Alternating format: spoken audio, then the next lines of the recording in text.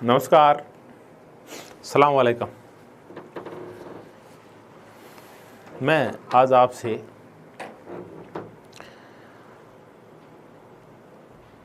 आरंभ करूंगा वार्ता करना राजनीति चिंतन के ऊपर।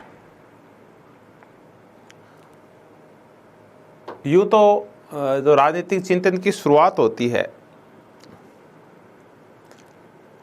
और विशेषकर पाश्चात्य राजनीति चिंतन की शुरुआत वो हम सोक्रेट्स से करते हैं, सुकरात से करते हैं। जहाँ यथासंभव आवश्यकता होती है उसकी भी चर्चा करेंगे, लेकिन आज अपन ग्रीक चिंतन का आरंभ करेंगे प्लेटो से। आप ग्रीक चिंतन बोले, आप यूनानी चिंतन बोले, तो मैं आज आपसे प्लेटो की चर्चा करूंगा। और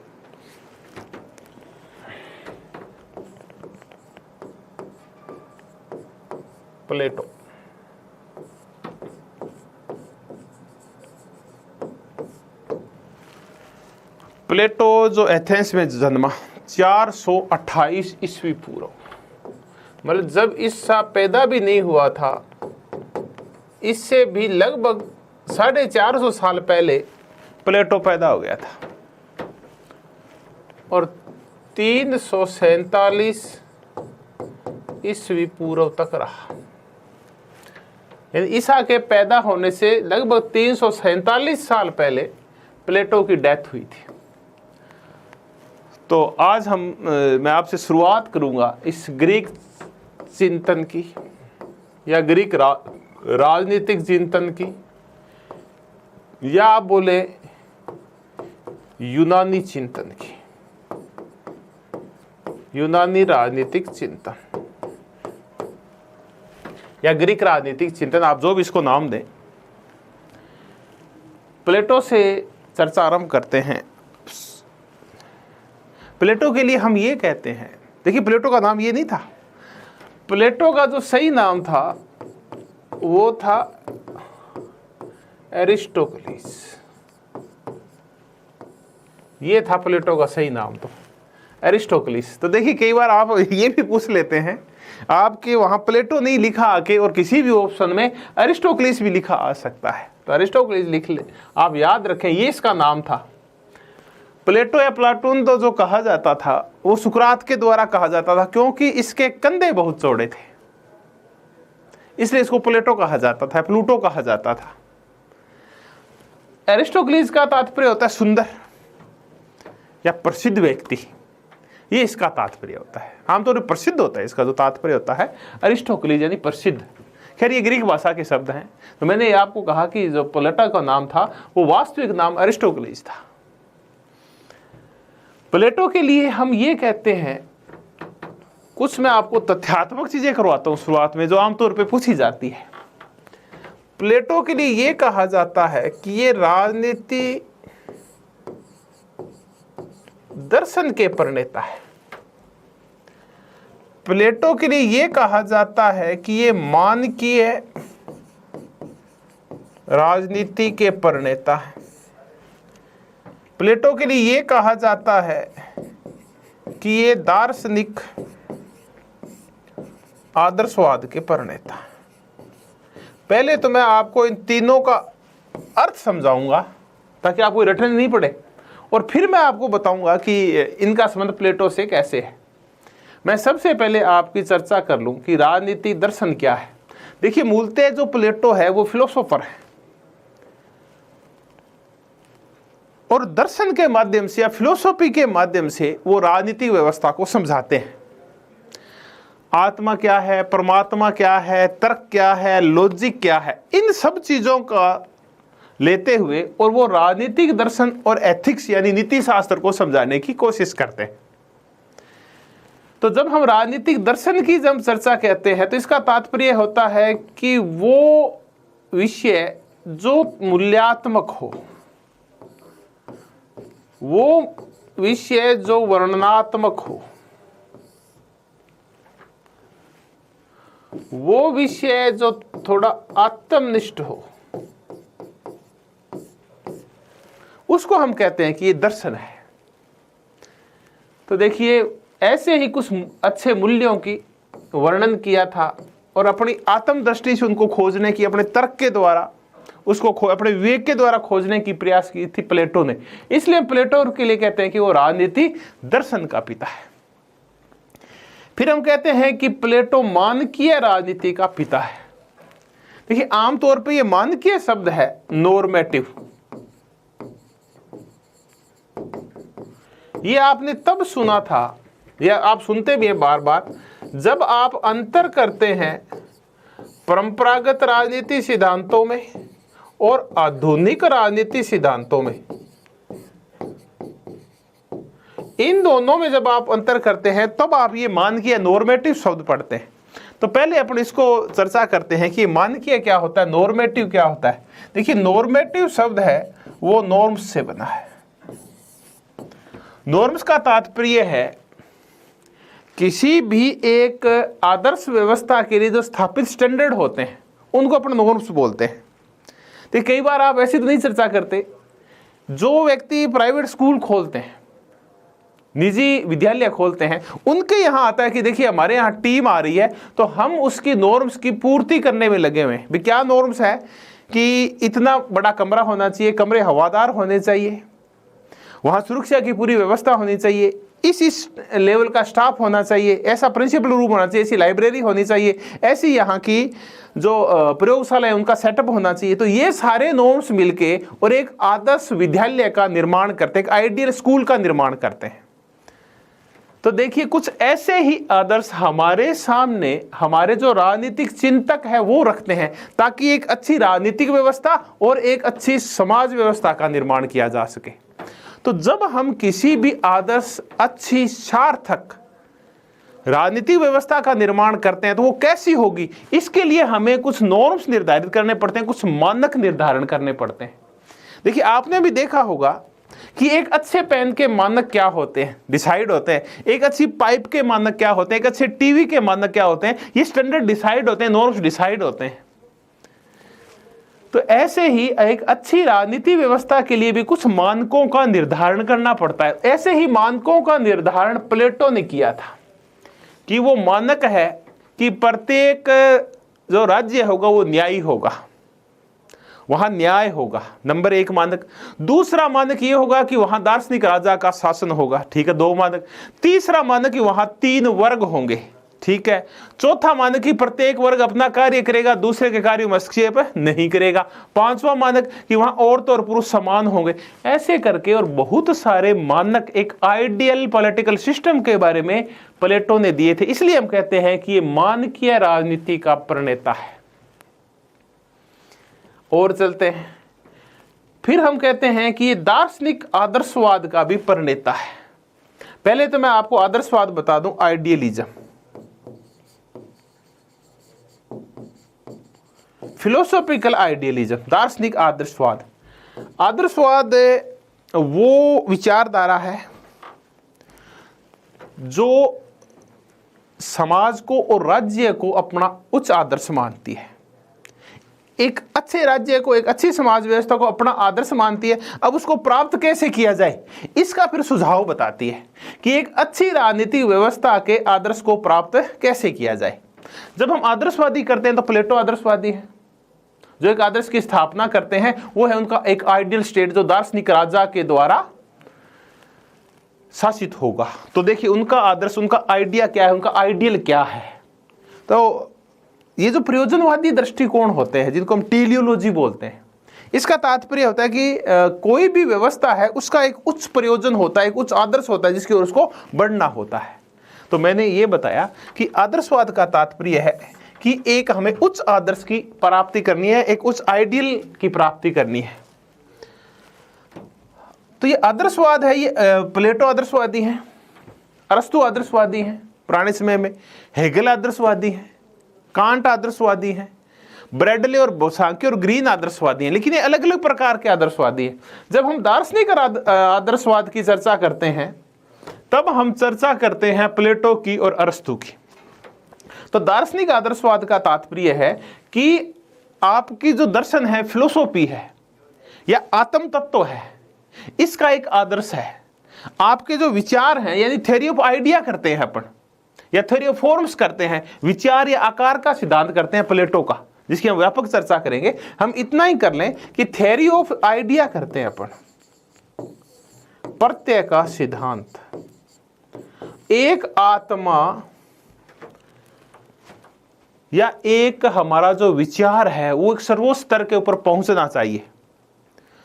हमें अपनी आत्मा से अंधकार को दूर करना है, इसमें ज्ञान, साहस और संयम भरना, इसमें न्याय की स्थापना करनी है। यानी हमें एक आइडियल आत्मा, एक आइडियल प्रत्यय की स्थापना करनी है, आइडियल ज्ञान की स्थापना करनी है। ज्ञान के हमें उच्च स्तर पे जाना है, आदर्श जीवन के हमें उच्च स्तर के ऊपर जाना है। और ये दार्शनिक आधार पे इसको समझाया गया है, आत्मा के अकॉर्डिंग इसको समझाया गया, आत्मिक गुणों के अकॉर्डिंग समझाया गया। इसलिए हम इनके आदर्शवाद को दार्शनिक आदर्शवाद बोलते हैं कि आत्मा अपने सर्वोच्च स्तर के ऊपर कैसे पहुंचे, ये है दार्शनिक आदर्शवाद। वो पहुंच सकती है एक आइडियल स्टेट में जो दार्शनिक राजा के द्वारा शासित होगा। तो देखिए, हमने देखा कि प्लेटो राजनीतिक दर्शन का, सीधे क्वेश्चन पूछते हैं कि राजनीतिक दर्शन का प्रणेता कौन है। मानकीय राजनीति सिद्धांत की शुरुआत किससे होती है? दो, या दार्शनिक आदर्शवाद किससे शुरुआत होता है? प्लेटो से। या हम कहते हैं परंपरागत राजनीति की शुरुआत किससे होती है? तो आमतौर पे हम सुकरात और प्लेटो से या ग्रीक चिंतन से इसकी शुरुआत मानते हैं। फिर रोमन आए, फिर मध्ययुगीन आए, फिर आधुनिक चिंतक आए। तो ये 4 चरणों में हम पाश्चात्य राजनीतिक दर्शन को या चिंतन को करते हैं। पहले एथेंस वाले आए, सुकरात, प्लेटो, अरस्तु। फिर रोमन आए, सिसरो, सेनेका, पोलिबियस, ये आए। फिर रोमन ये आए, मध्ययुगीन आए, जिनको ईसाई चिंतक बोलते हैं। जब धर्म हावी हो गया था तो सेंट ऑगस्टाइन आए, थॉमस एक्विनास आए, मार्सिलियो द पैडवा आए। फिर मैकियावेली से आधुनिक चिंतन की शुरुआत हो जाती है। फिर होब्स, लोक, रूसो, ये सारे आए, कार्ल मार्क्स, जेस मिल, बेंथम वगैरह आए। तो हमने प्लेटो के संदर्भ में सीखने की कोशिश की कि राजनीति दर्शन मान के राजनीति और दार्शनिक आदर्शवाद का प्रणेता है। अब हम कुछ और तुलनात्मक रूप से इन चीजों को समझने की कोशिश करते हैं और विचारकों के बारे में भी देखते हैं। और हमने साथ में एक चीज और सीखी कि प्लेटो का जो सही नाम है वो एरिस्टोक्लीज है। अब देखा हमने, देखिए कुछ तथ्य हैं ये कि जो राजनीति दर्शन का प्रणेता है वो प्लेटो है। राजनीति विज्ञान का जो प्रणेता है, अभी चर्चा कर लेंगे इसमें क्या है, वो अरस्तु है। फिर हम कहते हैं कि जो वैज्ञानिक राजनीति है उसका पिता होब्स है, वो खुद कहता भी है, इसकी भी चर्चा कर लेंगे। फिर हम कहते हैं कि वैज्ञानिक भौतिकवाद भी बोलते हैं इसको, कि वैज्ञानिक व्यक्तिवाद का जो पिता है वो हर्बर्ट स्पेंसर है। जब हम उदारवाद पढ़ते हैं या नकारात्मक उदारवाद पढ़ते हैं, हर्बर्ट स्पेंसर को पढ़ते हैं। फिर हम ये भी पढ़ते हैं कि फिर वैज्ञानिक समाजवाद का पिता, तब हम चर्चा करते हैं कि वैज्ञानिक समाजवाद का जो पिता है वो है कार्ल मार्क्स। फिर हम एक और पढ़ते हैं कि जो राजनीतिक सिद्धांतों का पुनरुत्थान हुआ, सिद्धांतों के पुनरुत्थान का प्रणेता कौन है, तो हम कहते हैं कि ये जॉन रॉल्स है। तो देखिए कुछ आपके मजेदार से तथ्यात्मक क्वेश्चन तैयार हुए, बड़े महत्वपूर्ण है ये। राजनीति दर्शन की हमने चर्चा कर ली कि दर्शन क्या है। फिर हम देखा कि राजनीति विज्ञान, देखिए अरस्तु है, उसने ये किया कि एथिक्स को और दर्शन को राजनीति से अलग करने की कोशिश की, और इसने राजनीति को ज्यादा तथ्यात्मक, ज्यादा अवलोकनात्मक, ज्यादा प्रयोक्षणात्मक बनाने की कोशिश की, ज्यादा तुलनात्मक बनाने की कोशिश की। इसलिए हम अरस्तु के लिए ये कहते हैं कि अरस्तु राजनीति विज्ञान का पिता है। ये इसलिए भी कहते हैं क्योंकि अरस्तु की जो पद्धति है अध्ययन करने की वो आगमनात्मक पद्धति है, और आगमनात्मक पद्धति है वो ज्यादा तथ्यात्मक होती है, ज्यादा वैज्ञानिक होती है, ज्यादा अनुभविक होती है। अनुभविक मतलब इंद्रिय अनुभव से हमने जो महसूस किया है वो है, इसलिए हम अरस्तु को कहते हैं कि राजनीति विज्ञान का पिता है।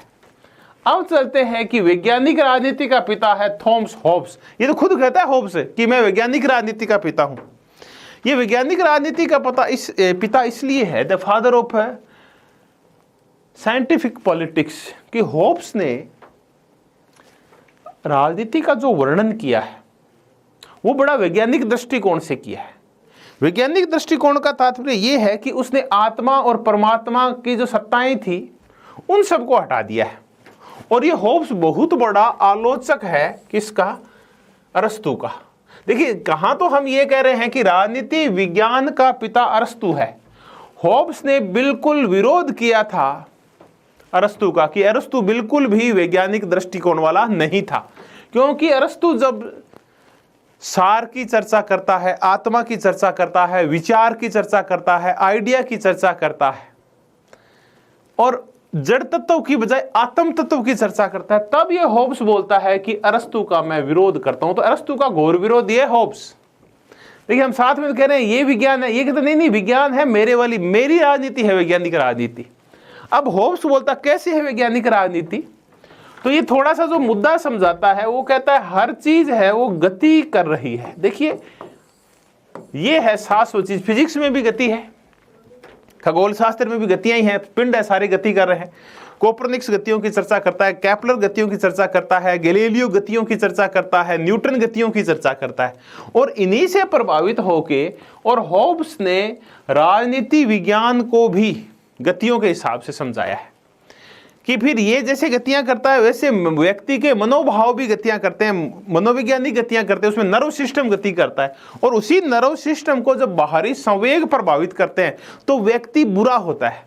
व्यक्ति किसी को शक्ति प्राप्ति करता हुआ देखता है, व्यक्ति किसी को पैसा कमाते हुए देखता है, तो व्यक्ति में भी वो भाव पैदा होते हैं दूसरे व्यक्ति में, और उसके मन में भी ऐसे फिर तरंगे और गतियां पैदा होती है कि वो वैसा बनना चाहे। क्योंकि संसाधन सीमित है, इच्छाएं असीमित है, तो फिर व्यक्ति आपस में झगड़ते हैं और उस झगड़े को शांत करने के लिए फिर राज्य का निर्माण होता है। तो देखिए, जो गति होती है, पहले एक प्राकृतिक अवस्था थी, पहले मानव था, मानव बुरा था क्योंकि उसकी अपने संवेदात्मक गतियां हैं, उसकी मनोवैज्ञानिक गतियों की वजह से मानव बुरा होता है, नंबर एक।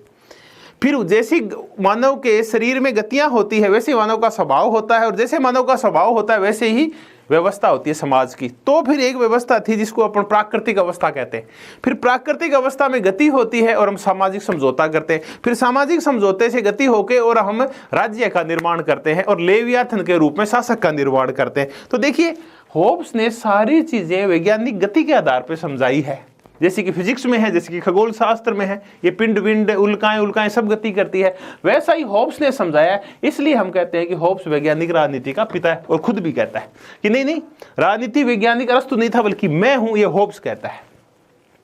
वैज्ञानिक व्यक्तिवाद, ऐसे ही व्यक्तिवाद को समझाया है हर्बर्ट स्पेंसर ने, और इसका सहारा उन्होंने साइंस का लिया है कि कैसे एक जीव अपने आप में स्वतंत्र होता है, कैसे जीव पैदा होते हैं, कैसे एक जीव मरता है। डार्विन की एक थ्योरी है, योग्यतम की उत्तरजीविता, सर्वाइव द फिटेस्ट। जो फिट रहेगा वही सर्वाइव कर पाएगा, जो अपने आप को बदलते माहौल के अकॉर्डिंग बदल लेगा वही जिंदा रहेगा, बाकी जिंदा नहीं रहेंगे। इसी वैज्ञानिक आधार के ऊपर व्यक्तिवाद का समर्थन किया है हर्बर्ट स्पेंसर ने, कि हम जो समाज कल्याण की चर्चा करते हैं, गरीब कल्याण की चर्चा करते हैं, दिव्यांग कल्याण की चर्चा करते हैं, देखिए प्रकृति में ऐसा कुछ नहीं है। प्रकृति में वही जिंदा रहता है, वही स्पीशीज, वही जातियां, वही प्रजातियां जो अपने आप को बदलते समय के अकॉर्डिंग बदल लेती है। जो नहीं बदलेगा वो समाप्त होगा। तो कोई किसी की सहायता नहीं करे, बल्कि एक ही काम करे कि अपनी सहायता स्वयं करे, अपने अंदर खुद योग्यताएं पैदा करे। जो योग्य होगा वो जिंदा रह जाएगा, अयोग्य वो खत्म हो जाएगा। तो इसीलिए हम इसके जो व्यक्तिवाद है, इसने जूलॉजी के अकॉर्डिंग, जीव विज्ञान के अकॉर्डिंग व्यक्तिवाद को समझाने की कोशिश की है, इसलिए इसके व्यक्तिवाद को हम वैज्ञानिक व्यक्तिवाद कहते हैं। अब चलते हैं कार्ल मार्क्स। कार्ल मार्क्स कहते हैं कि मेरे से पहले वाले जितने भी राजनीति दार्शनिक या समाजवादी पैदा हुए हैं, चाहे वो रॉबर्ट ओवन हो, चाहे वो सेंट साइमन हो, चाहे कोई और हो, वो सारे के सारे वर्णन तो बहुत अच्छा करते हैं कि व्यवस्था अच्छी कैसी होती है, लेकिन वो व्यवस्था आएगी कैसे ये बता नहीं पाते, उसकी स्थापना कैसे होगी व्यवहार में ये नहीं बता पाते। इसलिए कार्ल मार्क्स कहते हैं कि मेरा जो समाजवाद है वो वैज्ञानिक समाजवाद इसलिए है क्योंकि मैं न केवल एक अच्छे समाज की कल्पना करता हूं बल्कि वो समाज स्थापित कैसे होगा इसका मैं व्यवहारिक तरीका भी बताता हूं। तो विज्ञान है ये सिर्फ काल्पनिक नहीं है बल्कि व्यवहार में भी इसका हम प्रयोग करते हैं, इसलिए इनका जो समाजवाद है वो व्यवहारिक है, इसे हम व्यवहार में ढाल सकते हैं। और हमने देखा कार्ल मार्क्स के सिद्धांतों के अकॉर्डिंग रूस में क्रांति हुई, चीन में क्रांति हुई, क्यूबा में क्रांति हुई, उत्तरी कोरिया में हुई, वियतनाम में हुई। तो इसलिए वो अपने जो समाजवाद है उसको वैज्ञानिक समाजवाद कहते हैं, जो सिर्फ कल्पना ही नहीं करता बल्कि व्यवहार में भी परिलक्षित हो सकता है। अब हम देखें कि राजनीतिक सिद्धांतों का पुनरुत्थान का प्रणेता है जॉन रॉल्स। हम इसकी चर्चा बहुत कम करते हैं।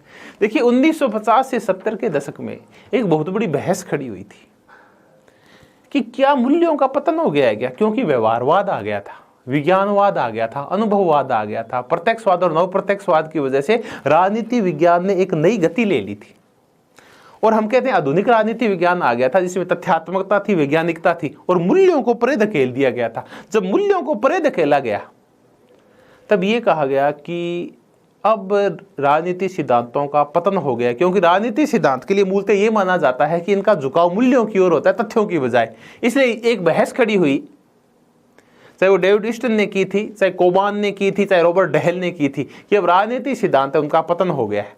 20 साल तक ये बहस चली, 50 से लेके बड़ा ये मानिए सेकंड वर्ल्ड वार से लेके 1969 या 1970 तक, जब तक कि उत्तर व्यवहारवाद नहीं आया। उत्तर व्यवहारवाद के बाद जॉन रॉल्स की पुस्तक नहीं आई न्याय के ऊपर, क्योंकि न्याय एक मूल्य है, स्वतंत्रता एक मूल्य है, समानता एक मूल्य है, शक्ति एक मूल्य है।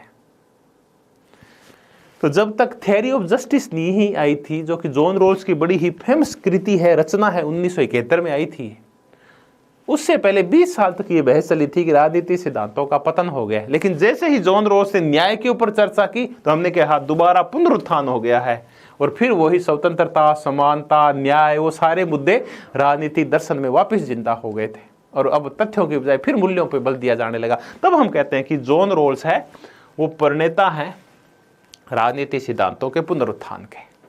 तो ये मैंने कुछ तथ्यात्मक चीजें बताई कि कौन किससे संबंधित है। कई बार इनमें मिलान करना आ जाता है, कई बार इसे बहस खड़ी हो जाती है कि हम ऐसा क्यों कहते हैं। तो दोनों तरीके से हमने, तथ्यात्मक तरीके से भी और समझ के तरीके से, अवधारणात्मक तरीके से भी मैंने आपको इन चीजों को समझाने की कोशिश की। अब आगे बढ़ते हैं और प्लेटो की शुरुआत करते हैं।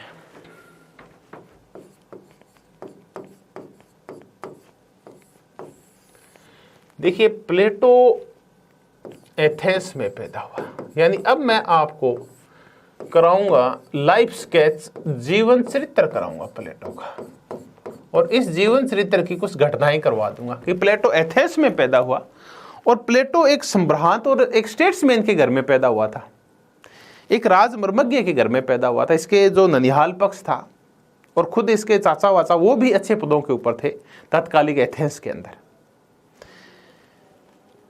प्लेटो खुद कहता है अपने शब्दों में कि मैं ईश्वर का शुक्रिया अदा करता हूं कि मैं गैर संस्कृत, पिछड़े हुए गैर एथेंस की बजाय एक पढ़े लिखे, एक सभ्य यूनान में पैदा हुआ, यानी एथेंस में पैदा हुआ। मैं ईश्वर के प्रति थैंकफुल हूं कि मैं स्त्री की बजाय पुरुष के रूप में पैदा हुआ, क्योंकि उनको ज्यादा मौके मिलते थे। मैं दास की बजाय मालिक पैदा हुआ, और सबसे बड़ी बात कि मैं सुकरात के समय में पैदा हुआ। यह कहना था प्लेटो का, नहीं एरिस्टोकलीज का। क्या कहा अरिस्टोकलीज ने कि मैं गैर परिष्कृत यूनान की बजाय परिष्कृत और संस्कृत और पढ़े लिखे यूनान में पैदा हुआ, एथेंस में पैदा हुआ।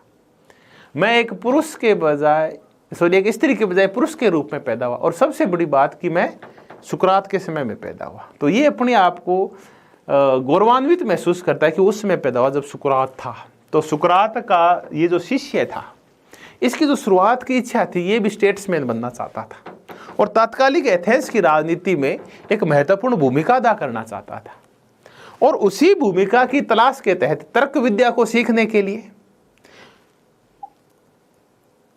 ये सुकरात के पास पहुंचा था। लेकिन सुकरात के पास जाने के बाद इस व्यक्ति में, इस युवा में आमूलचूल परिवर्तन आए। उसने बहुत कुछ नया सीखा और इसकी जो भौतिक इच्छाएं थी वो तिरोहित हो गई। और देखिए, बड़ा उतार चढ़ाव भरा रहा है प्लेटो का जीवन।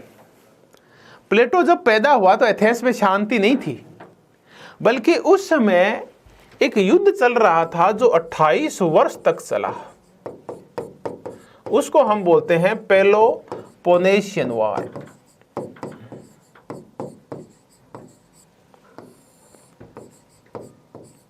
और ये जो वार हुई थी, ये हुई थी एथेंस और स्पार्टा के मध्य।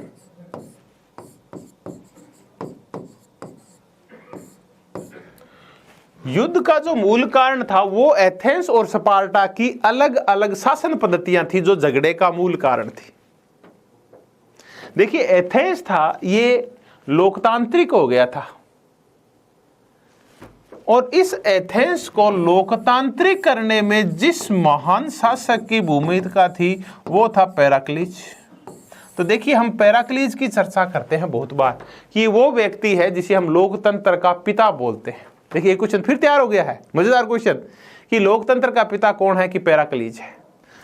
तो ये पेराक्लीज इसने एथेंस को लोकतांत्रिक कर दिया था। स्पार्टा की पद्धति अभी भी लोकतांत्रिक नहीं थी, आज भी वो राजतंत्र के ऊपर आधारित थी।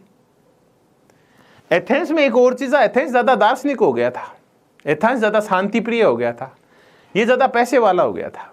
और स्पार्टा था वो आज भी वही शक्ति के ऊपर आधारित और शारीरिक शिक्षा के ऊपर आधारित एक राज्य था जो युद्धों को महत्व दिया करता था। तो ऐसे ही कुछ करके, और स्पार्टा और एथेंस की अलग अलग शासन पद्धतियां इनके झगड़े का मूल कारण था। और इनका झगड़ा जो 28 वर्ष तक चला उसको हम बोलते हैं पेलोपोनेशियन वार।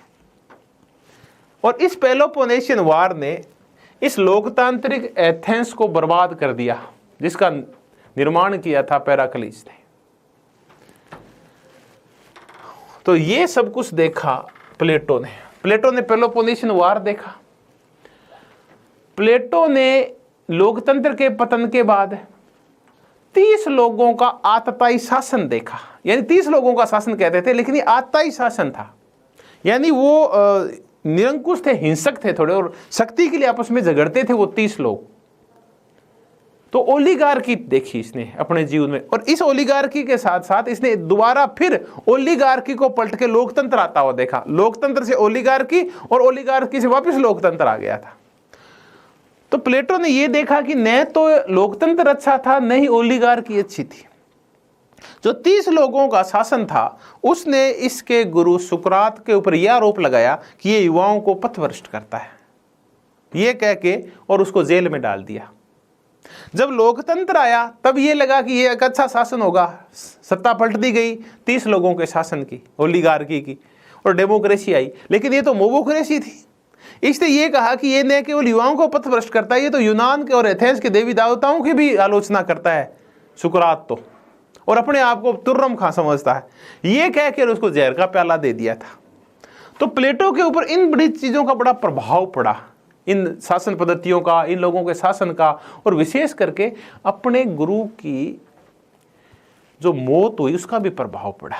परिणाम क्या निकला कि प्लेटो, जो कि बचपन से इच्छा रखता था कि मैं बड़ा होके और स्टेट्समैन बनूंगा, अब इसका राजनीति से मोह भंग हो गया, क्योंकि इसने ये देखा कि राजनीति एक भ्रष्ट नीति को अलावा कुछ भी नहीं है। ये नीति नहीं है, ये तो कुनीति है।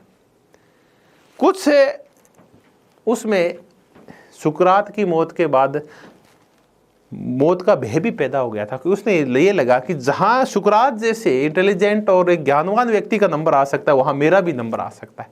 तो कुछ तो स्व सुरक्षा का भय था, कुछ राजनीति से मोह भंग हो गया था, और कुछ इसका मन उचाट भी हो गया था इस पूरी सांसारिक व्यवस्था से। तो एथेंस छोड़ दिया प्लेटो ने।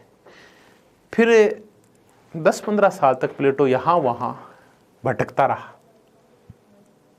भारत में जो भटकाव होते हैं वो ज्ञान प्राप्ति के लिए होते हैं, तो हो सकता है प्लेटो भी ज्ञान प्राप्ति के लिए भटकता रहा, और फिर कुछ समय बाद फिर वापस एथेंस लौट आया। उस दौरान वो कहते हैं वो मिस्र गया, उस दौरान वो सिसिली गया, जहां भी गया, अलेक्जेंड्रिया या जहां भी गया, वो घूम घाम के वापस एथेंस में आ गया। और एथेंस में आते ही और उसने अपना विश्वविद्यालय बनाया जिसको हम बोलते हैं अकादमी। इस अकादमी के लिए हम ये कहते हैं कि यूरोप का प्रथम विश्वविद्यालय था, इसकी स्थापना प्लेटो ने की थी। इस अकादमी के दरवाजे के ऊपर, या जिसको एकेडमी बोलते हैं, दरवाजे के ऊपर लिखा होता था कि इस अकादमी में, इस विश्वविद्यालय में वो ही प्रवेश करेगा जिसे मैथ्स आता है, जिसे गणित का ज्ञान है, जिसे तर्क करना आता है, लॉजिक या रीजनिंग आती है, वो ही यहां प्रवेश करेगा। क्योंकि देखिए एक मजेदार बात है कि अरस्तु, सुकरात और प्लेटो का जो टाइम था वो विवेक और तर्क का टाइम था, वो धार्मिक रूढ़ियों का टाइम नहीं था। वहां किसी भी चीज को अगर आपको श्रेष्ठ बताना है तो उसे तार्किक रूप से समझाना होगा। जैसे मैं आपको ये बताऊं कि प्लेटो ने ये कहा कि दार्शनिक शासक सबसे अच्छा होता है। अच्छा, अब कैसे? ये नहीं कि वो भगवान की उत्पत्ति है, ये नहीं कहा इसने प्लेटो ने कि वो भगवान का पैदा किया हुआ है दार्शनिक शासक इसलिए वो अच्छा है, नहीं। उसने कहा कि ये इतना ज्यादा ज्ञानवान होता है, इसकी आत्मा में इतने ज्यादा सद्गुण होते हैं, इसकी बुद्धि इतनी ज्यादा व्यापक होती है कि इससे श्रेष्ठ शासक हो ही नहीं सकता। ये भौतिक जगत और ज्ञान जगत को आप पहचान चुका है और आत्म जगत में रहता है। इसको भौतिक चीजें सुख नहीं देती, पैसा सुख नहीं देता, बल्कि इसको ज्ञान सुख देता है, बौद्धिक सुख ज्यादा चाहता है ऐसा व्यक्ति। ऐसा ही व्यक्ति राजा बनेगा। तो इसे तर्क से समझाया। फिर इसने कहा कि समाज में श्रेणीकरण क्यों होना चाहिए, 3 श्रेणियां क्यों होनी चाहिए। ये नहीं कि ये श्रेणियां ईश्वर ने पैदा की है, कि ईश्वर ने किसी को शासक पैदा किया या प्रकृति ने किसी को साहसी पैदा, सैनिक पैदा किया, किसी को उत्पादक पैदा किया, नहीं। इसने व्यवस्थित तरीके से बताया कि क्यों कोई शासक बनेगा, क्यों कोई साहसी या सैनिक बनेगा, क्यों कोई उत्पादक बनेगा। वो उनकी आत्मा के आंतरिक हिस्से हैं, उनकी खुद की मनोवैज्ञानिक प्रवृत्तियां हैं, उसी के अकॉर्डिंग फिर आदमी बनता है और उन्हीं आदमियों से बन के वर्ग बनता है।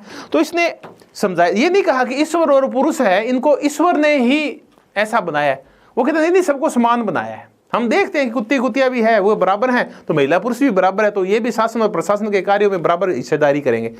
तो देखिए उसने कहीं भी रूढ़ियों का सहारा नहीं लिया, कहीं भी ईश्वर का और पारलौकिक जगत का सहारा नहीं लिया, बल्कि उसने हर चीज तर्क से समझाने और विवेक से समझाने की कोशिश किया। लॉजिकली समझाया है, रीजनिंग की दृष्टि से समझाया, विवेक की दृष्टि से समझाया है।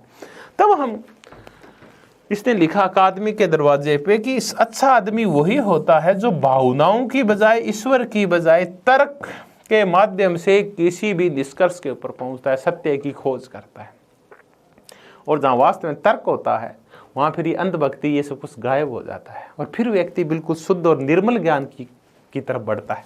तब अकादमी के दरवाजे के ऊपर ये लिखा हुआ था। खैर, मैंने कहा कि प्लेटो ने अकादमी खोली और वहां फिर पढ़ाने लगा। इसी दौरान इसने बहुत सारे अपने डायलॉग्स का निर्माण किया, लिखा डायलॉग्स का निर्माण क्या किया। डायलॉग्स हम कृतियों को बोलते हैं। जो रूसो की बुक्स हैं वो चूंकि डायलॉग शैली में लिखी गई है, संवाद शैली में लिखी गई है कि पहले एक व्यक्ति बोलता है फिर दूसरा उसका जवाब देता है, इसलिए उसको डायलॉग्स बोला जाता है। और इसी ऐसा ही एक इसने डायलॉग्स लिखा जिसका नाम था रिपब्लिक। और इस रिपब्लिक में उसने एक आदर्श राज्य की व्यवस्था का वर्णन किया कि एक अच्छा राज्य कैसा होता है, एक मानकीय राज्य कैसा होता है, नॉर्मेटिव स्टेट कैसा होगा। मैं इससे कुछ मानक डिसाइड किए और उन मानकों में था एक मानक बड़ा ही मजेदार, जिसको हम कहते हैं दार्शनिक शासक होगा। अब देखिए, आपने मानक तो डिसाइड कर दिए, लेकिन क्या ये मानक हकीकत में लागू हो सकते हैं क्या? तब प्लेटो ने इस मानक को चेक करने के लिए जो सिसिली का युवा राजा था डायनोसियस सेकंड,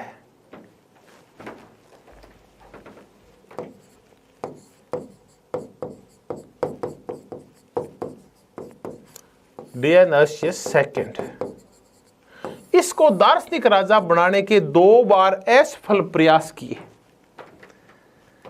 और दोनों बार मुंह की खानी पड़ी प्लेटो को। वो दार्शनिक राजा नहीं बना पड़ा है डियोनाइसिस को। और फिर ऐसे ही 70-80 साल की उम्र में एक दिन प्लेटो अपनी भरी पूरी उम्र में ज्ञान की चर्चा करते हुए और चल बसा। खैर, तो ये हमने प्लेटो का जीवन चरित्र देखा कि प्लेटो तब पैदा हुआ जब पेलोपोनेशियन वार हो रहा था। और ये पेलोपोनेशियन वार एक बुक भी है, तात्कालिक एक विचारक है, इतिहासकार है थ्यूसिडाइस।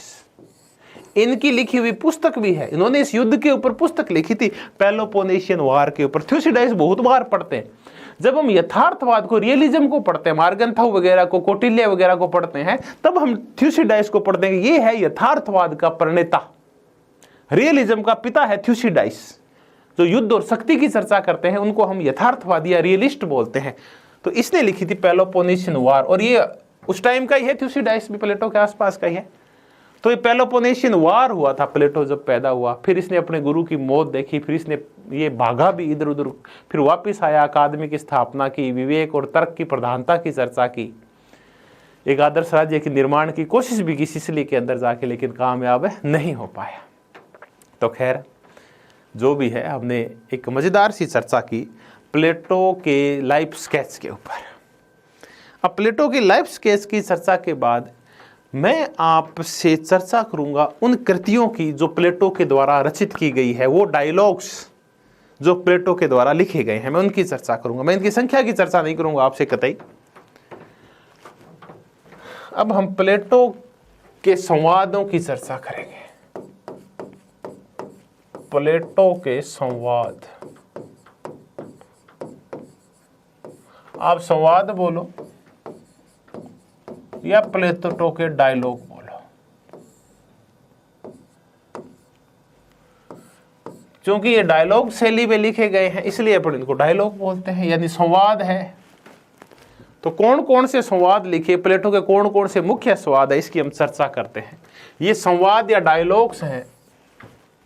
देखिए, प्लेटो का जो राजनीति से संबंधित जो संवाद है, जिनमें राजनीतिक सिद्धांतों का मुख्यतः वर्णित है, उसमें मुख्य है रिपब्लिक। देखिए, ये है इसकी मुख्य रचना।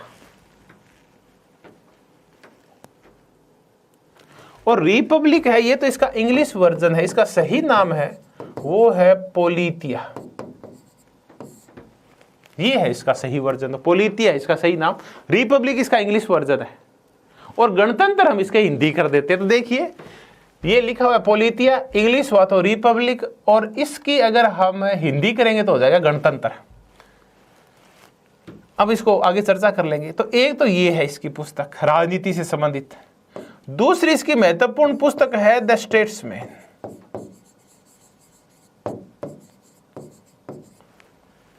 एक इसकी पुस्तक और है क्रिटो। और अंत में इसने लिखी थी द लॉज। ये 4 ऐसी मुख्य पुस्तकें हैं जिनमें प्लेटो के राजनीतिक दर्शन का वर्णन है। इसका पूरा राजनीतिक दर्शन समाहित है इन 4 पुस्तकों में, रिपब्लिक में, स्टेट्समैन में, क्रेटो में और द लॉज में।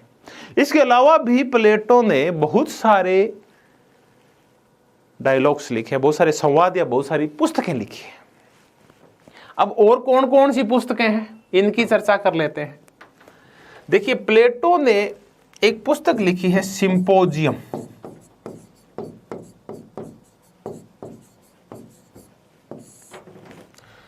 प्लेटो ने एक पुस्तक लिखी है फाइदो। प्लेटो ने एक पुस्तक लिखी है मेनो। प्लेटो ने एक पुस्तक लिखी है जार्जियाज।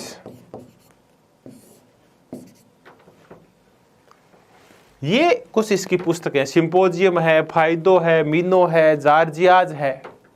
और प्लेटो की एक बड़ी ही जो मजेदार पुस्तक है वो है द अपोलॉजी।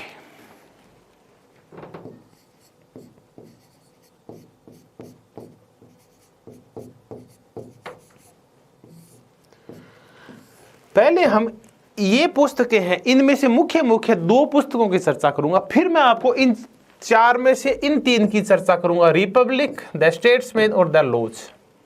देखिए पहले हम ये 5-7 पुस्तकें याद करते हैं। इसकी जो सबसे महत्वपूर्ण पुस्तक है वो तो है रिपब्लिक। प्लेटो को अगर हमें समझना हो और समझाना हो तो हम रिपब्लिक के थ्रू समझाते हैं। फिर लिखी स्टेट्समैन और अंत में लिखी लॉज। लॉज इसकी वो करती है जो सबसे अंत में लिखी गई थी, और सारी की सारी करतियां हैं वो संवादात्मक शैली में, बातचीत की शैली में लिखी गई है, इसलिए डायलॉग्स बोले जाते हैं, प्लेटो के डायलॉग्स। इसके अलावा सिंपोजियम है, फायदो है, मीनो है, जार्जियाज है, द अपोलोजी है। कई बार इनमें वर्णित विषयों के बारे में पूछ लिया जाता है, तो इनमें जो वर्णित विषय है उनकी तो डिटेल चर्चा कर लेंगे। इनमें क्या है, देखिए जो सिंपोजियम है ये प्रेम व सौंदर्य पे लिखा गया है। देखिए ये वो भौतिक वाला प्रेम नहीं है जिसको आप कहते ही, और लव वगैरह जिसको बोलते हैं वो वाला लव नहीं है ये जो आपकी आंखों जो लाल लाल हो जाती है जिसको सुन के, वो वाला नहीं है ये सिंपोजियम प्रेम और सौंदर्य, आत्मिक प्रेम, आत्मिक सौंदर्य है, प्रकृति का सौंदर्य है, सामाजिक संपर्कों का सौंदर्य है। देखिए प्रेम तो व्यापक होता है, जरूरी नहीं है कि प्रेम अपने प्रेमिका से ही करें। प्रेम हम अपनी माँ से भी करते हैं, प्रेम अपने पिता से भी करते हैं, प्रेम अपने बेटे बेटी से भी करते हैं, प्रेम अपने शिक्षक से भी करते हैं, प्रेम अपने शासक से भी करते हैं, प्रेम एक शासक अपनी जनता से भी करता है। तो प्रेम का दायरा व्यापक कीजिए आप अपनी नज़र में, मेरा यही कहना है।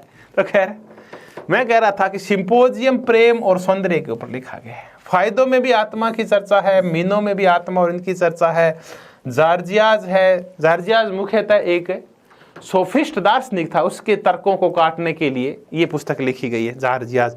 द अपोलोजी, देखिए अपोलोजी का तात्पर्य होता है क्षमा प्रार्थना, क्षमा प्रार्थना।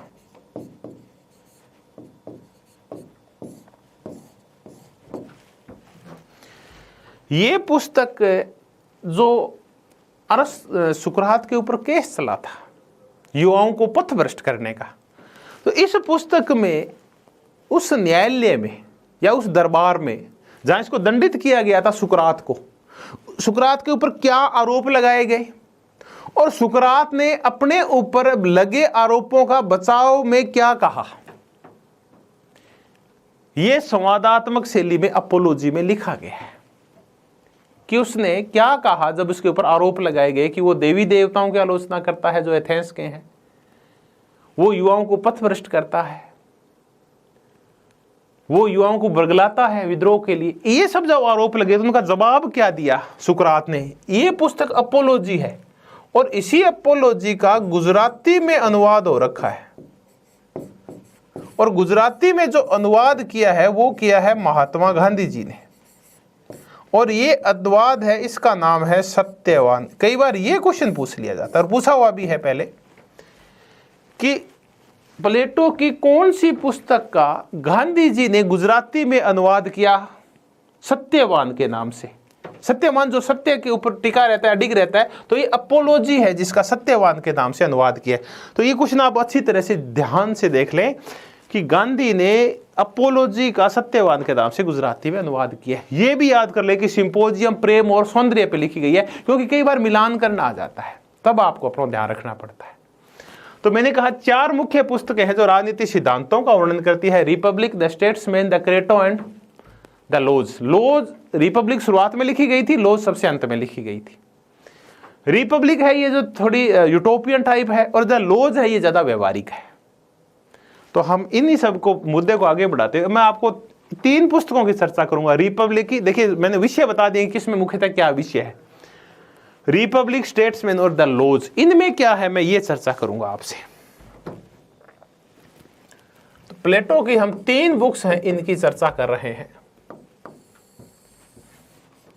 देखिए पहली चर्चा करूंगा जो प्लेटो की मुख्य पुस्तक है वो रिपब्लिक है। देखिए रिपब्लिक का सही नाम मैंने कहा पोलिटिया है। पोलिटिया मतलब एथेंस, इसका ग्रीक भाषा में पोलिटिया। अब क्या ये गणतंत्र के ऊपर लिखी गई है क्या? ये अब एक मजेदार क्वेश्चन आ गया कि पोलिटिया का तात्पर्य गणतंत्र होता है क्या, रिपब्लिक का है क्या? देखिए यहां रिपब्लिक नहीं है, इसका तात्पर्य गणतंत्र नहीं है, बल्कि पोलिटिया का तात्पर्य होता है शासन व्यवस्था। और ये शासन व्यवस्था कैसी भी हो सकती है।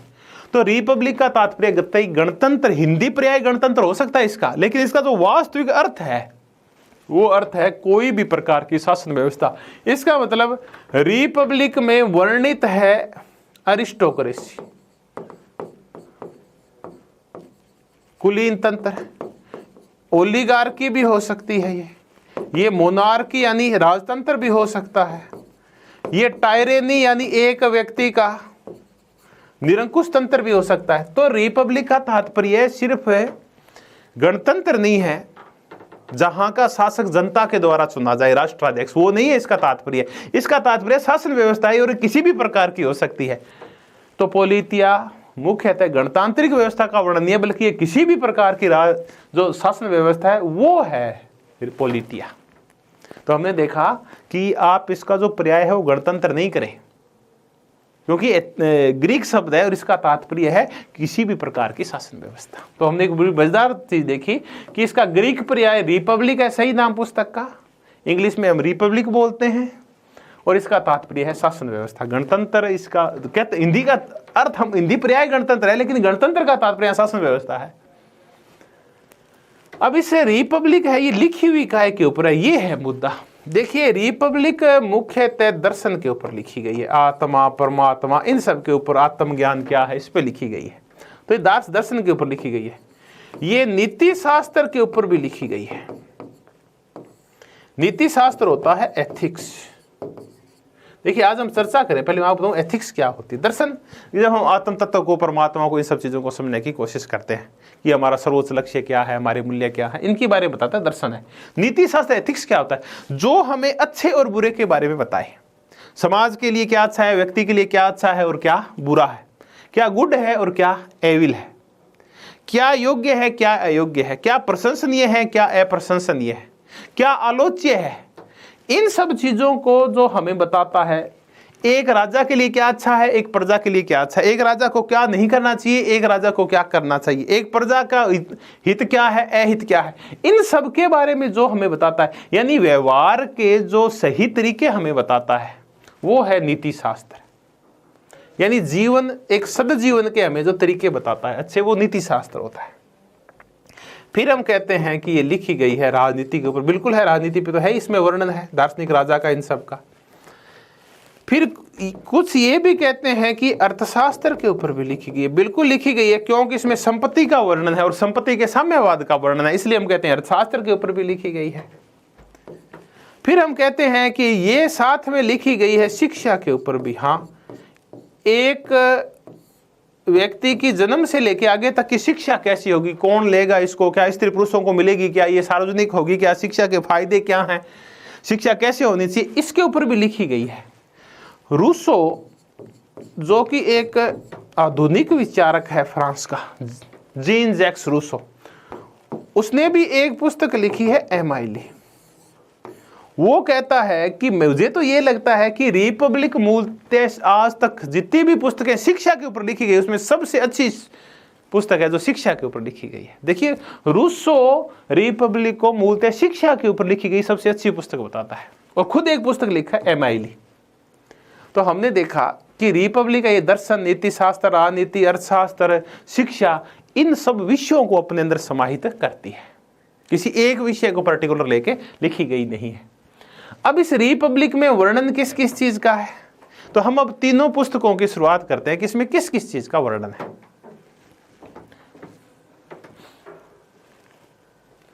तो अपन तीनों जो पुस्तकें हैं अपने पास, इसके 3 डायलॉग हैं। रिपब्लिक है, द स्टेट्समैन है और द लॉज है।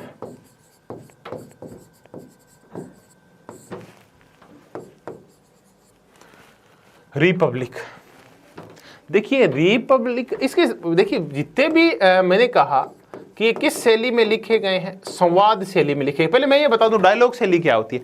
देखिए इसमें आमतौर के ऊपर इसके जो अधिकांश प्लेटो के पुस्तकें हैं जिनको ऊपर संवाद या डायलॉग बोलते हैं, इसमें पहले एक व्यक्ति कुछ मुद्दे की चर्चा शुरू करता है। जैसे सुकरात कहता है कि बताओ न्याय क्या है, तो फिर पॉलीमार्फ्स सेफालस, थ्रेसिमैक्स, ग्लूकोन, एंटीमेड्स, ये सब फिर न्याय के ऊपर चर्चा शुरुआत करते हैं, एक एक करके बोलते हैं। फिर इनकी बातें सुकरात काटता जाता है और अंत में इस द्वंद्व के द्वारा एक वो अंतिम सत्य के ऊपर पहुंचते, एक निरपेक्ष सत्य के ऊपर पहुंचते हैं। तो ऐसे करके, और ये संवादात्मक शैली में लिखी गई है, एक एक करके, जैसे नाटक लिखे होते हैं संवाद शैली में, कि एक बोलेगा फिर दूसरा बोलेगा फिर तीसरा उसकी बात काटेगा, ऐसे आगे बढ़ती है ये पुस्तकें। और ये जो संवाद लिखे गए हैं, इन जो सब संवादों का हीरो है, जो अंतिम निष्कर्ष निकाल के और निरपेक्ष ज्ञान की जो धारणा की स्थापना करता है, वो सुकरात है। तो देखिए एक क्वेश्चन फिर तैयार हो गया कि प्लेटो की जो संवाद हैं उनका हीरो कौन है, तो सुकरात है। अब एक और देखें कि कौन सी ऐसी पुस्तक है जिसमें हीरो सुकरात नहीं है, तो वो लॉज है।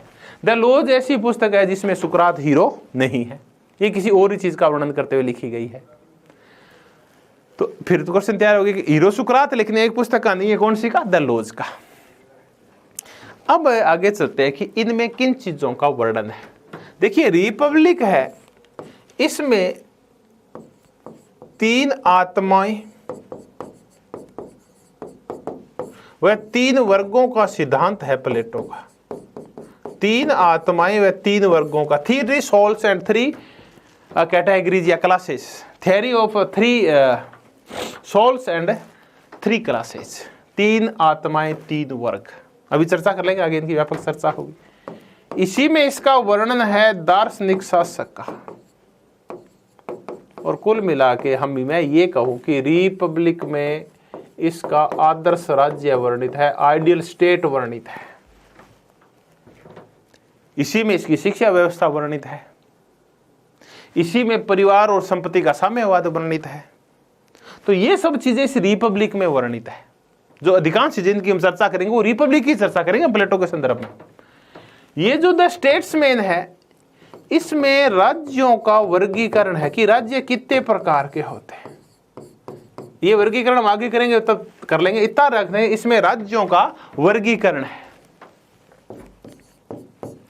अब आ गया द लॉज, इसमें विधि के शासन का वर्णन है, रूल ऑफ लॉ का वर्णन है। और इसमें एक काउंसिल का वर्णन है जिसको अपन नॉक्टर्नल काउंसिल बोलते हैं। नॉक्टर्नल काउंसिल मींस इसको निशाचर परिषद भी बोलते हैं। ये बहुत ज्यादा पूछा जाता है कि जो प्लेटो की नॉक्टर्नल काउंसिल है उसका वर्णन कौन सी पुस्तक में है, तो द लॉज में है। आप रट लीजिए, बहुत ही बार पूछा जाता है नॉक्टर्नल काउंसिल ये है क्या, ये तो आगे चर्चा करेंगे अपन, व्यापक चर्चा। तो द लॉज है, इसमें विधि का शासन नॉक्टर्नल काउंसिल है। स्टेट्समैन में राज्यों का वर्गीकरण है कि राज्य कितने प्रकार के होते हैं। और रिपब्लिक में इसकी 3 आत्माएं 3 वर्गों का सिद्धांत है, इसका आदर्श राज्य है, इसकी दार्शनिक शासकीय अवधारणा है, संपत्ति और परिवार का साम्यवाद है, इसकी शिक्षा की व्यवस्था है। ये सब कुछ रिपब्लिक में वर्णित है। आमतौर पे ये कहा जाता है कि रिपब्लिक है ना, ये यूटोपियन है, क्योंकि इसके आदर्श राज्य की स्थापना बड़ी मुश्किल है। ऐसा आदर्श शासक बनाना, ऐसा दार्शनिक शासक बनाना, इस परिवार और संपत्ति का साम्यवाद लागू करना, ये बहुत मुश्किल होता है, इसलिए यूटोपियन कहा जाता है। अब खुद है ना, एक दिन प्लेटो भी स्वीकार कर लेता है कि मैं जिस आदर्श राज्य का वर्णन कर रहा हूं ये विचारों में तो हो सकता है, प्रत्यय यानी दिमाग में, आत्मा में तो हो सकता है ये, लेकिन इसको व्यवहारिक जगत में ढालना बहुत मुश्किल है। तो कई बार ये कहा जाता है कि प्लेटो का जो आदर्श राज्य है ये बादलों का नगर है, धरती पर संभव नहीं है। जैसे खुद प्लेटो स्वीकार कर रहा है कि मेरा जो आदर्श राज्य है ये सिर्फ विचारों में है, यानी ये आइडियाज में तो है लेकिन इसको धरती पे उतारना बड़ा मुश्किल है, खुद प्लेटो इसको कहता है। तो ये एक बादलों का नगर है, कई बार ये कहा जाता है। खैर, हमने देखा कि रिपब्लिक में क्या है।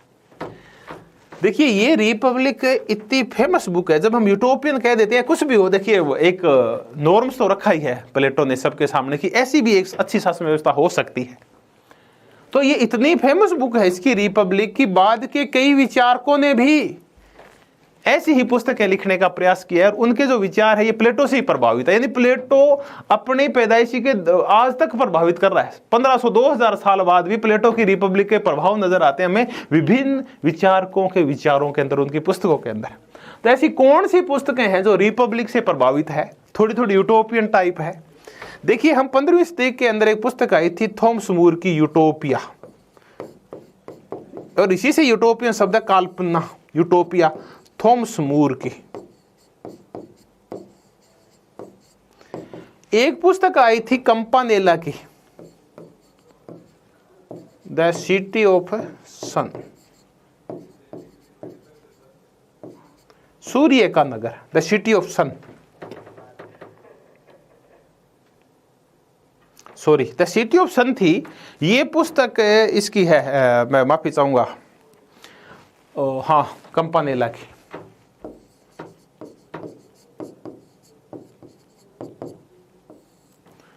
एक पुस्तक और आई थी न्यू अटलांटिस, न्यू अटलांटिस, एक नया अटलांटिस कैसा होगा, यह फ्रांसीसी बेकन की पुस्तक है। तो देखिए ये दो तीनों पुस्तकें हैं, यूटोपिया थॉमस मूर की, द सिटी ऑफ सन कंपानेला की, और न्यू अटलांटिस फ्रांसीसी बेकन की। ये तीनों की तीनों इस रिपब्लिक से प्रभावित है, यानी इन तीनों में कहीं न कहीं प्लेटो के यूटोपियन या काल्पनिक विचार या आदर्श राज्य के विचार दिखाई देते हैं। तो कई बार पूछ लेते हैं कि कौन सी पुस्तकें हैं जो रिपब्लिक से या प्लेटो की जो आदर्श व्यवस्था है उससे प्रभावित है, तो वो है यूटोपिया थॉमस मूर की, द सिटी ऑफ सन कंपानेला की, और न्यू अटलांटिस फ्रांसीसी बेकन की। ये क्वेश्चन आजकल बहुत ज्यादा पूछा जाता है, तो आप इसको ध्यान से देख लें। ये तीन पुस्तकें हैं, अलग से लिख लें आप, और इसके ये जो थिंकर्स हैं, जो विचारक जिन्होंने ये लिखी है वो कर लें। न्यू अटलांटिस फ्रांसीसी बेकन की, द सिटी ऑफ सन कंपानेला की, और यूटोपिया थॉमस मूर की। तो मैं आपको रिपब्लिक के बारे में बता रहा था कि इसमें क्या है। अब अगर अपन तीनों की तुलना करें तो क्या है, देखिए रिपब्लिक है, इसमें आदर्श राज्य वर्णित है, और यहाँ का शासक है वो दार्शनिक राजा है, यानी इस रिपब्लिक का जो संप्रभुता है वो दार्शनिक शासक के पास है। स्टेट्समैन है, ये कुछ स्टेट्समैन है जो शासन करते हैं, और यहां लॉज में कानूनों का शासन है। रिपब्लिक में यह है कि जो एक दार्शनिक शासक है उसको ज्ञान, यानी उसमें आत्मिक गुण होने चाहिए, आत्मिक सद्गुण होने चाहिए। कौन से सद्गुण, तो रिपब्लिक में वर्णित है कि एक अच्छे राजा के पास ज्ञान, साहस, संयम और न्याय होना चाहिए।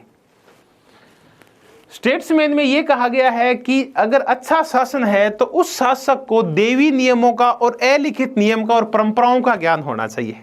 यानी स्टेट्समैन वो होता है राजमर्मज्ञ, जो जनता की कमजोरियों को जानता है, जनता की परंपराओं को, उनकी आस्थाओं को जानता है और उनके साथ खिलवाड़ नहीं करता, बल्कि उनको उभारता है ताकि जनता को मूर्ख बना के लंबे समय तक रखा जा सके। तो स्टेट्समैन के लिए जरूरी है ज्ञान, साहस, संयम और न्याय नहीं, बल्कि इसके लिए जरूरी है कि वो उन जनता की परंपराओं, आस्थाओं और अलिखित देवी नियमों के बारे में जानता हो जो समाज में प्रचलित है। जैसे अपनी वर्तमान शासन सत्ता है, किस हिसाब से हिंदुइज्म के ऊपर जो चर्चा चल रही है, कैसे राम मंदिर को लेके, गाय की को प्रेरणास्पद मान के कैसे हमारी आस्थाओं के साथ वो करते हैं, वो उनको जागृत करते हैं। ऐसा ही होता है राजमर्मज्ञ, जो जनता की आस्थाओं का ध्यान रखता है, जनता की कमजोरियों का ध्यान रखता है, जनता के विश्वासों का ध्यान रखता है, अलिखित देवी नियमों का ध्यान रखता है। तो वो होते हैं स्टेट्समैन। और द लॉज में, लॉज का जो शासक होगा वो लिखित कानूनों का जानकार होगा, लिखित कानूनों का। यहां तो अलिखित देवीय कानून और परंपराएं हैं, और यहां है लिखित कानून। तो द लॉज है, ये का शासक लिखित कानूनों के बारे में जानेगा। जो स्टेट्समैन का है वो अलिखित देवी नियमों को जानेगा, और जो रिपब्लिक का दार्शनिक शासक है वो ज्ञान, साहस, संयम और न्याय के बारे में जानेगा। फिर यह भी कहा गया है रिपब्लिक में कि जो शासक होगा वो गडरिये की तुल्य होगा, दार्शनिक राजा। गडरिया वो होता है जो अपनी भेड़ों की रक्षा भी करता है और अपनी भेड़ों के पालन पोषण की व्यवस्था भी करता है, उनका पेट भी भरता है और रक्षा भी करता है। स्टेट्समैन में लिखा हुआ है कि वो बुनकर की तरह होगा, वो डॉक्टर की तरह होगा। बुनकर जैसे ना सभी धागों को बना के और एक समाज कैसे बनाता है, वैसे ही शासक एक समाज को बना के रखता है। जैसे बुनकर बनाता है समाज, बुनकर चीज़ों की बुनाई करके एक किसी चीज़ का निर्माण कर देता है। जैसे डॉक्टर कैसे अपने इलाज करके अपने स्वस्थ रखता है जनता को, वैसे स्टेट्समैन में कैसे जनता को स्वस्थ रखता है राजा, ये सब कुछ वर्णित है। तो मैंने आपको मुख्यतः 3 पुस्तकों की चर्चा की जो प्लेटो के राजनीतिक दर्शन को समाहित करती है। इसमें सबसे प्रमुख पुस्तक है रिपब्लिक, पोलिटिया या शासन व्यवस्था, द स्टेट्समैन जिसमें राज्यों का वर्गीकरण है, और नॉक्टर्नल काउंसिल द लॉज में है। और फिर मैंने कहा ये जो फ्रांसीसी बेकन की न्यू अटलांटिस, कैम्पानेला की द सिटी ऑफ सन और थॉमस मोर की यूटोपिया है, ये भी रिपब्लिक को आधार मानकर रखी गई है। तो आज हमने प्लेटो का जीवन चरित्र की, प्लेटो कैसे मान के राजनीति का पिता है, कैसे वो दार्शनिक आदर्शवाद का प्रणेता है, इन सब की हमने चर्चा की। प्लेटो का हमने लाइफ स्केच या जीवन चरित्र देखा और साथ ही हमने प्लेटो के जो मुख्य मुख्य संवाद थे, चाहे वो रिपब्लिक थी, चाहे वो स्टेट्समैन थी, चाहे लॉज थी, चाहे प्रेम और सौंदर्य पर लिखी गई सिंपोजियम थी, और चाहे वो अपोलॉजी थी, क्षमा याचना, जिसका गांधी जी ने सत्यवान के नाम से गुजराती में अनुवाद किया था। तो धन्यवाद। अगली क्लास में मिलेंगे तो हम प्लेटो के बारे में कुछ और चर्चाएं करेंगे, उसकी अध्ययन पद्धति और उसके थ्योरी ऑफ आइडिया के ऊपर या और मुद्दों के ऊपर। धन्यवाद, बहुत बहुत धन्यवाद।